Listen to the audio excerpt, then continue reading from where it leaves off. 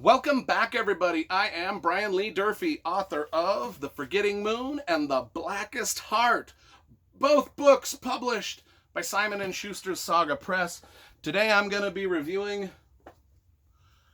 Dark Hollow by Brian Keene, and I'm going to tell you right off the bat, this is the best novel I've ever read about a flute-playing half-man, half-goat who has the most gigantic magical C-O-C-K you've ever seen. I don't know if that's going to get edited out or maybe demonetized off of YouTube, but whatever. Hang on, folks. This review is going to get rough. It's going to go into directions that you may not feel comfortable going with me.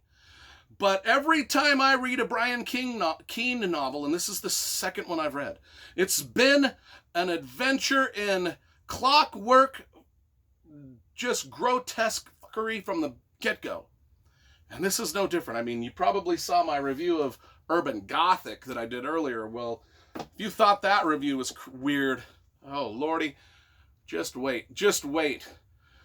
Let's talk about the covers. We always talk about the covers first. I love leisure books, I've got a bunch of Brian Keene books, and they all are set up the same. They've got these shiny, embossed silver and gold, font, and then the eyes. The eyes, and then the cover's great. This came out in 2008, back when Leisure Books was publishing a lot of horror novels. And for some reason, on Wikipedia, this is listed as book number 1 in Brian Keene's Levi Stoltzfus trilogy. And after reading this, I have no idea who Levi Stoltzfus is or why he has a trilogy. Book number 2 is Ghost Walk. And book number 3 is A Gathering of Crows. Maybe the mystery will be solved there. All right. Buckle your seatbelts, folks. Adam Senft is a novelist. In fact, he's married to Tara.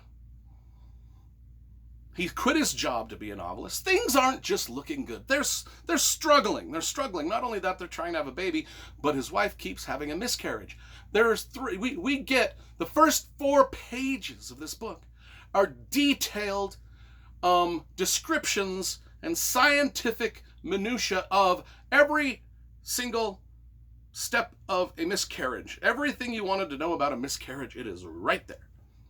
In all its bloody, gory, gruesome detail, and I was like, okay, we're off to the races, folks. I don't know what this is setting up, but oh my God. Steve is a sexually frustrated guy because his wife has had these miscarriages. They can't have a baby. She decided that they're not going to have sex anymore, and that in lieu of a baby, they would just get a dog, which they did, a Rottweiler named Big Steve.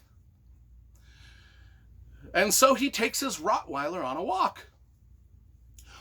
Whilst sexually frustrated Adam, the novelist, the struggling novelist, is taking his dog Steve for a walk, he runs into a jogger, and the jogger happens to be a smoking hot, young 23-year-old smoking hot babe who's wearing really tight jogging clothes. And Brian Keene does us the favor of describing exactly every curve of her physique, which is okay with me. Some people have problems with that, but I was like, okay, I get it. Hey, we're seeing this through the eyes of Adam, a sexually frustrated dude. So it makes sense story-wise. Well, the jogger is a fan of his books, and she's like, yeah. And then he's kind of like, oh, man, well, maybe I got a chance. And he realizes that he's like really starting to get sexually aroused. Folks, like I said, tighten those seatbelts. Oh my Lord God Almighty. He takes his dog, the jogger goes off. He watches her jog away as one would. And then he takes his dog for a walk in the woods. And then he's in the woods and things get creepy because it's the Dark Hollow. Oh my Lord, it's known to be creepy, but he's just kind of moved into this town. He doesn't know that it's the creepy woods, but he's taking his Rottweiler out there. The Rottweiler is freaked out the whole time. He's like, it's a Rottweiler. Why are you freaked out? You should just be like, but no, the Rottweiler's like, get the fuck out of this place, man. This woods is creepy. And then they hear some sounds that sound sexual. And he's like, well, that's sex? I know sex when I hear it. I'm a sexually frustrated guy. He starts to get aroused just hearing the sounds in the wood. He follows his arousal through the woods. It leads him to a scene, and it is the sexy young jogger on her hands and knees giving a blowjob to a stone statue. And the stone statue is a big, huge half man, half goat with a big, massive, magical looking COCK. And he's like, his sexual frustration is now boiling at like an 11, right? And then he notices that the statue is actually not a statue, but it's real. It's like comes alive, and it invites him down to join. And he's like, okay, something's wrong. I mean, this is his dog is like, the dog is like, I'm out. And the dog is, and he's like, so he leaves the woods with this. He thinks he's just seen some sort of dream. He thinks that it's not real, that it was maybe, okay, this is this plan. This is what he tells himself. He says, okay, the jogger, the sexy jogger, she's just doing some sort of weird cosplay fetish out in the woods with her boyfriend, who happens to have an enormous COCK. And he's like, that's what I saw. That's it. He was a goat man, but it was cosplay. He was like a centaur. It was a cosplay. That's what I saw. But then things start to get weirder. Different women come up missing in the town. His buddies and him are like, okay, this is like weird. And then his buddies are like, hey, my wives are like, I come home and I can smell COCK breath on my wife. I don't know what's going on. Whose COCK has she been, SUCKEINGing? And it's like, okay, stuff is going on here. Like, and then his own wife, Tara. Oh my God, I don't even want to go there. His own wife, Tara, who won't even give him sex, she's suddenly horny, but she's really for some reason, she's into goats, I guess. I don't know, but it just starts to spiral, and the guys are like, we got to get our rifles, and we got to go out, and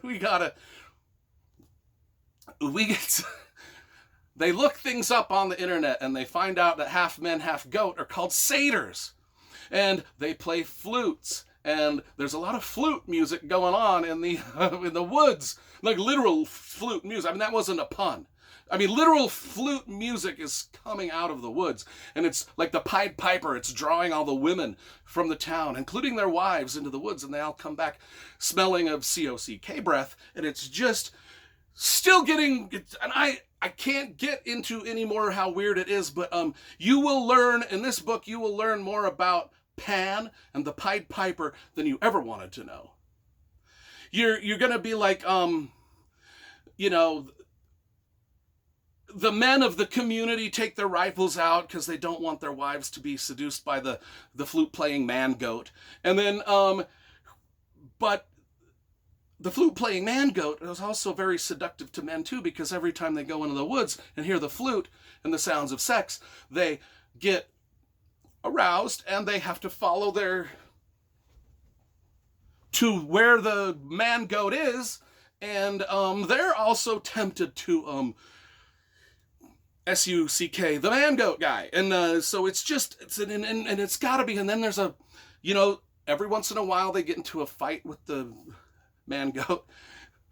They've got hard-ons, and I admit it must be hard to fight a man goat with a hard on. It must be. I'm not trying to do any puns here. I'm just saying this novel is absolutely bonkers. It is more bonkers, and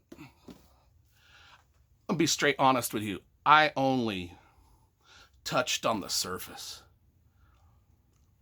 If I was to tell you exactly what happens in this book, I would be shut down. YouTube would be shut down. In fact, the entire internet would just be turned right off. We'd go back to the Stone Age. The one thing about Brian Keene novels is they are disgusting, filth, and fun. What else can you ask? I mean, you saw my review of this. Now my review of Dark Hollow. I'm telling you, if you ever run across a flute-playing man-goat in the woods, out of there. Just save all the orifices in your body a lot of trouble. That's all I got to say. That's all I got to say. That's all I got to say. 9.5 out of 10.